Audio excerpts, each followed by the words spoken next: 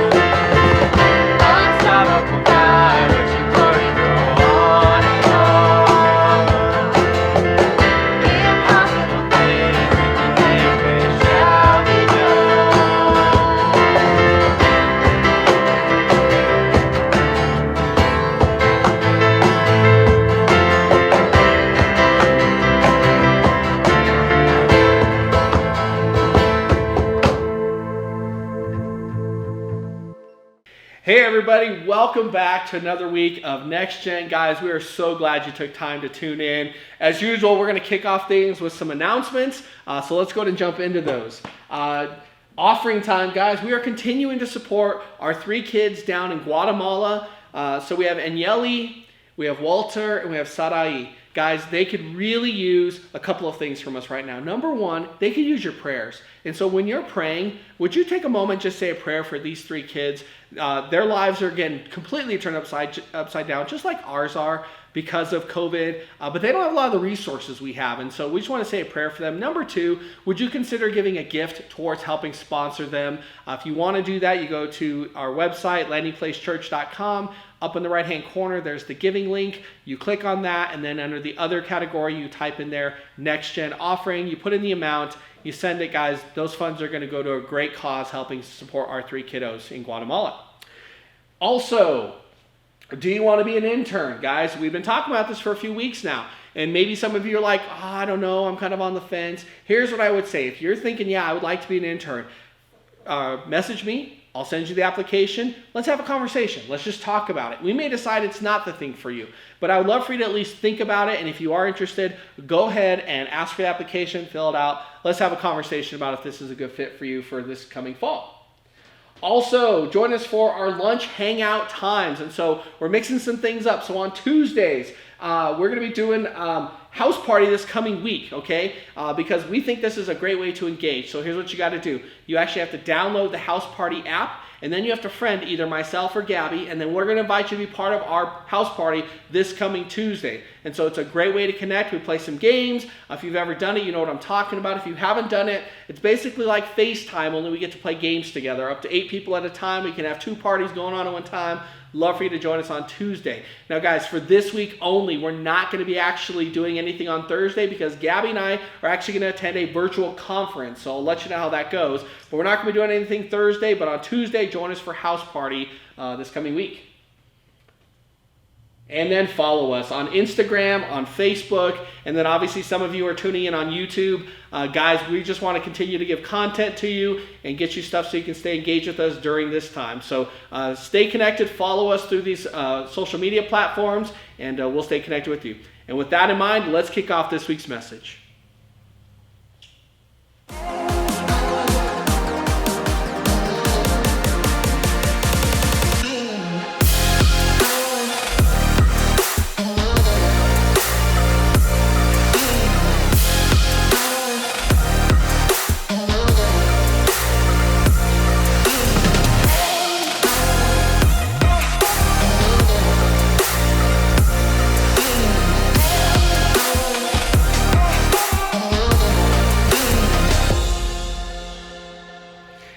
Hey guys, I have a question for you as we kick off this week in our series, Worth Repeating. Have you ever received an invitation to a great event that made you feel amazing?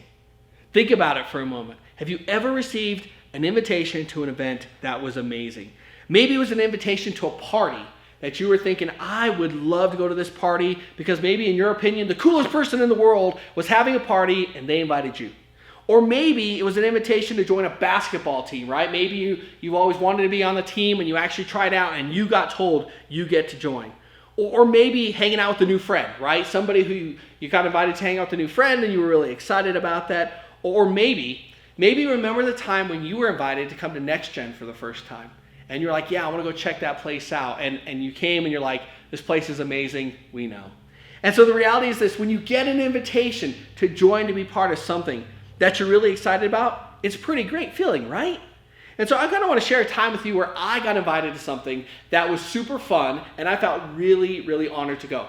So some of you might be familiar with the radio station Alice, right? And they got a show in the afternoon called Slacker and Steve. Well, Slacker and Steve do these contests where you can win prizes. Well, one time my wife Terry calls in and she wins a prize. We got to go sit in box seats with Slacker and Steve during the Nuggets game, okay? I'm going to tell you, it was super fun to go because we got like when you go into the box, if you've never been in there, like they bring in all this food to you and stuff, and we have to pay for any of it, right? And like if you've ever been to a Nuggets game, you know how expensive that stuff is, right? You're like spending like $20 on a Coke or something. Well, like they were free to us. And so we got to watch a Nuggets game. We got all the food we wanted. We got all the drinks we wanted, and it didn't cost us anything. It was a great invite. It was a good game. It was a lot of fun. And so guys, I remember that so fondly, even though that was probably like 8 years ago. But I remember it because it was something that was mattering to me. I loved going to a Nuggets game and I love being treated special. So maybe you've had that kind of an experience where you've gone to an event where you're going, man, that was special. And I'll always remember that. But getting invited to be part of something that we're really excited about, it's just cool, right? I mean, it's just a cool experience. But I think we all know that there are some invitations we'll probably never receive. right? I mean, if we're being honest, we're probably never going to get this. For example, when Kanye West holds his next album release, your and my name are probably not going to be on the invite list. Or maybe it's going to be Von Miller is going to host the Super Bowl party. Hopefully not, because if he is, that means we're not in it. But if he does, he's probably not going to be inviting you to join him to watch the Super Bowl party. Or maybe Lady Gaga is going to have a big New Year's Eve bash, right?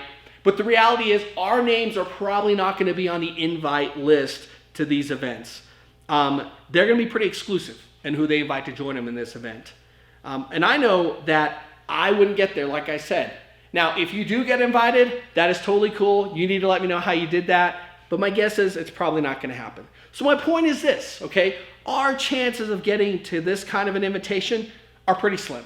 Let's just be honest, they're pretty slim. We're not cool enough, famous enough, fancy enough, whatever the term you want to use is. We're probably not the kind of people they're looking necessarily to invite to these events. And honestly, I think sometimes we feel the same way about this whole faith thing. When we think about faith, we kind of feel that same thing. See, when it comes to Christianity, sometimes it feels like the guest list is pretty small. Sure, we hear about all this stuff about how everybody's supposed to be welcomed and included by God, but we always don't feel that way when it comes to things of faith. Sometimes there's just something inside of us that believes God doesn't want us to be there. There's just something inside of us that we think about that. And maybe it's because you made some bad choices. Maybe this past weekend, you maybe did some things, you're home, you're spending a lot of time alone, and you're maybe engaged in watching something or participating in something, and you're going, this probably disqualifies me from what God wants to do in my life. Or maybe you feel like, you don't read the Bible enough, right? I mean, we're Christians, we're supposed to read the Bible, and I've never cracked that thing open. Or maybe, we don't pray every day, or we don't understand what most people are talking about at church. Point is that we certainly don't feel like we are part of the in crowd with God, right?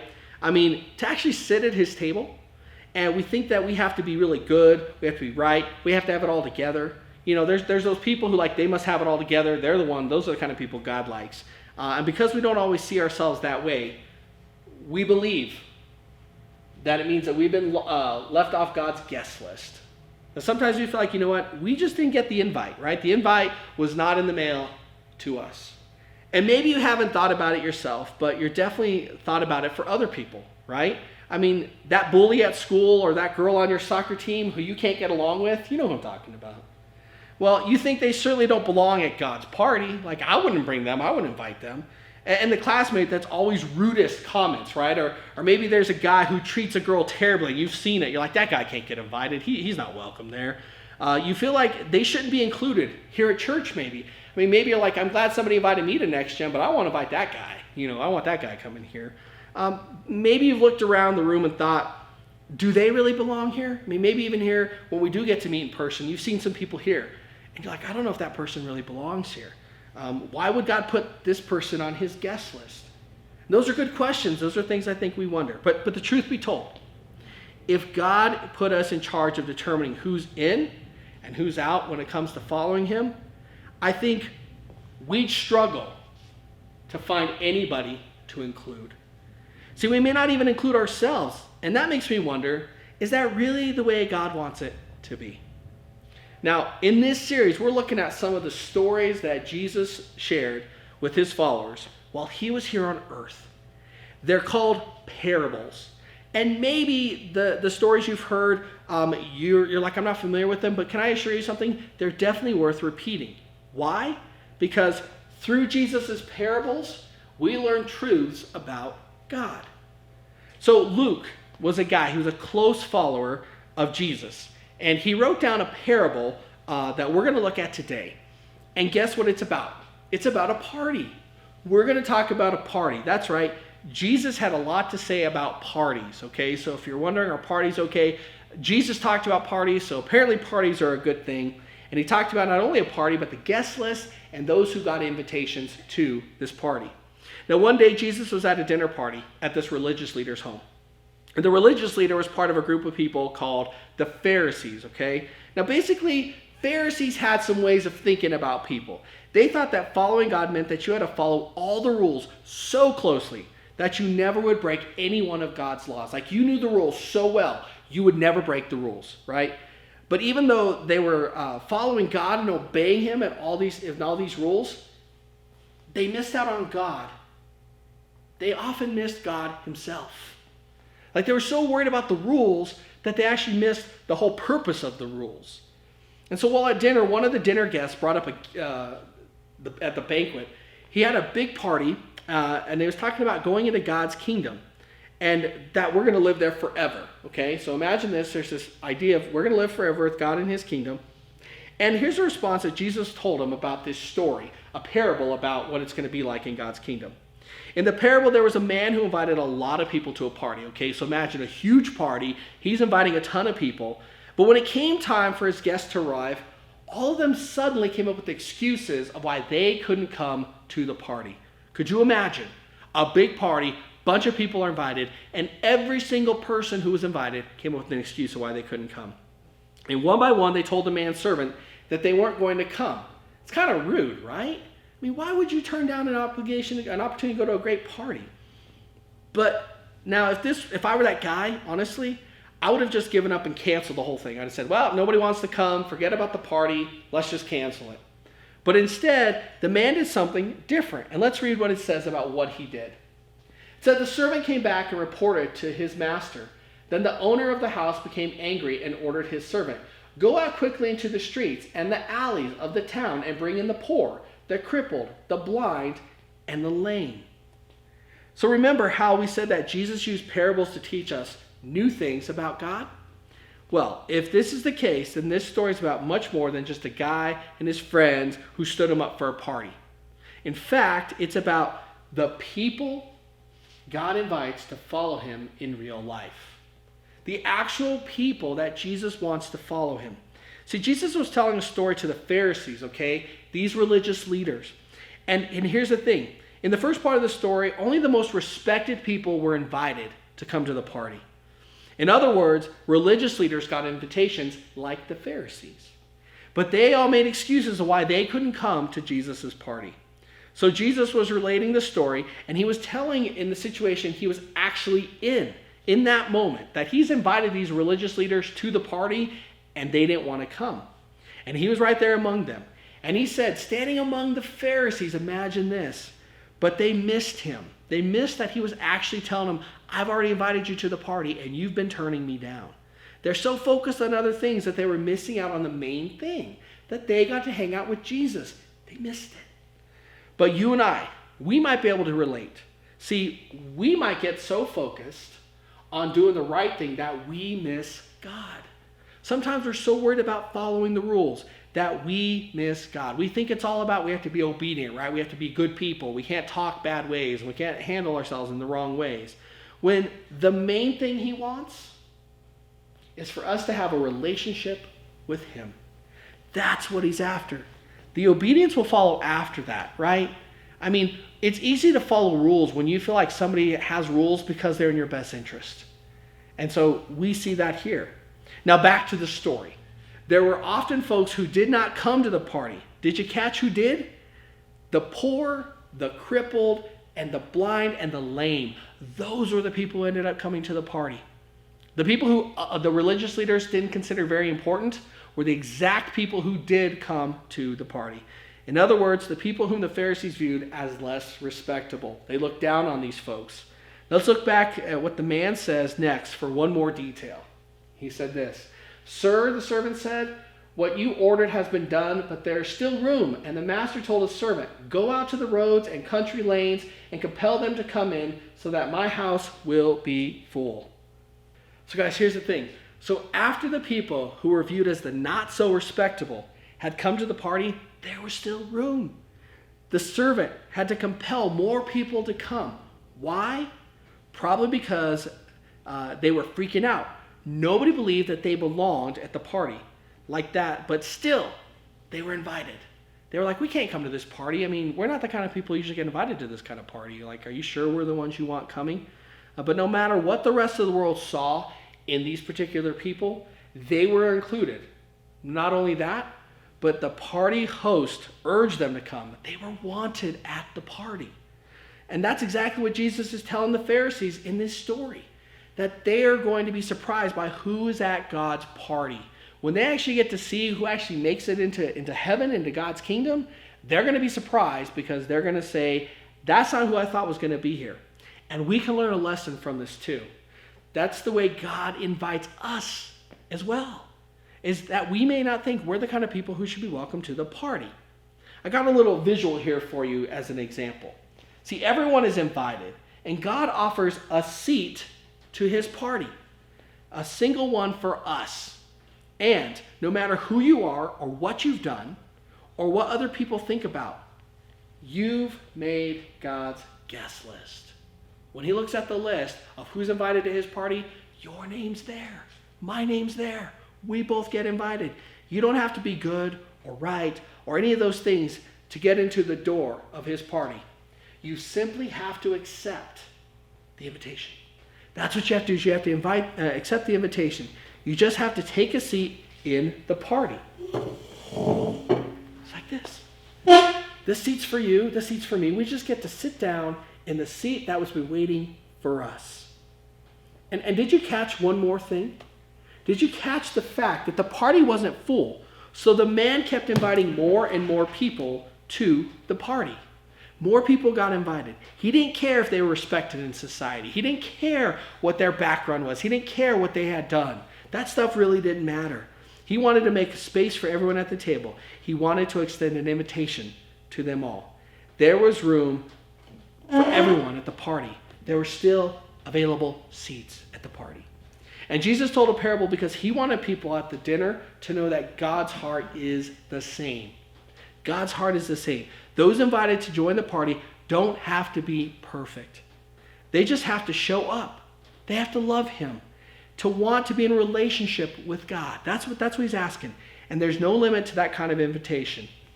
At God's party, the invitation is for us all. We're all invited. And if this is true, then I think it means that we have a change the way we see a few things about our faith and God's invitation for us to be part of it. For starters, we need to remember what God is inviting us to. God is inviting us to spend our life following him. And that's a really big deal. It's a really big deal. It's something worth celebrating. But when we look at it from the first people who were invited to the party did, we ask ourselves, what were they missing that they didn't notice that they were going to miss out on following God? But they were missing something. That's why they didn't come. Then we have to recognize his invitation is open to us all. God wants you to sit in the chair at the table, right? He's invited you, each and every one of you, to the party. He wants you because he loves you. He is looking forward to you coming and being part on his guest list, being invited to the party. You just have to say yes to the invitation. Now, the final thing we have to do is we can extend the invitation to others.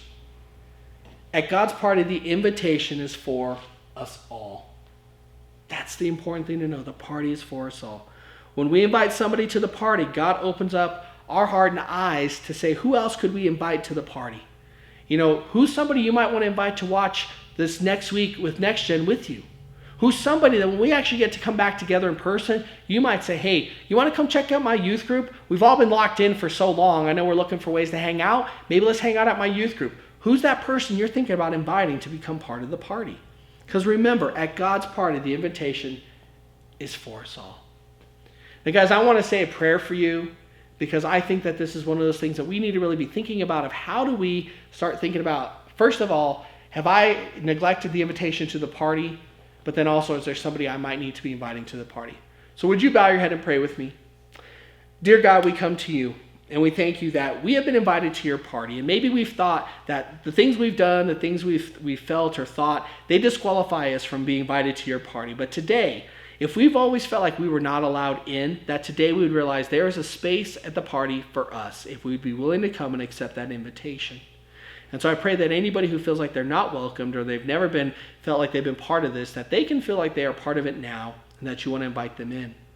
Also, if there's somebody we need to be inviting to the party, somebody we might need to invite to join us next week and tuning in for NextGen or maybe somebody, when we come back to meeting in person, we need to invite to come join us here, that we can do that, and we can be bold, and we can be willing to ask those things and invite people in. I pray that you give us the courage to do it both for ourselves and for others. We ask this all in Jesus' name we pray. Amen. Now, guys, as we are concluding today, there's one last thing that I want you to be thinking about this week as we kind of come to close, and that's this. What's one reason I think I may not be invited to God's party? Because I think we kind of disqualify ourselves from being invited. So maybe what's that one thing? Share that with the small group leader, share that with your parents, share that with a friend, but get that out there. Have a conversation. I think things are much better when we have conversations with others. Now, before we close up this week, I want to tell you about something exciting that's going to happen next week. We're going to try something new. We're actually going to be doing an Instagram live chat on Sunday night. And so on May 3rd at 7 p.m., we're going to be doing our first ever Instagram live chat. We're going to be having some special guests join us who are going to kind of tune in. So we're going to hear from a former NextGen student who's off in college to give us a little insight of what it's been like going to college. We're going to talk to one of our leaders who's going to give us a little idea of what's been going on for them while they've been staying at home. We got special guests coming in as well to talk to us a little bit about just students and things in general. And we're going to have some games. We're going to have a lot of fun. So we encourage you to tune in. If you haven't already followed us on Instagram, this is a great time to do it. We're going to see you there on live chat next week, 7 p.m. Look forward to joining us there. But until then, guys, have a great week. We'll see you next week.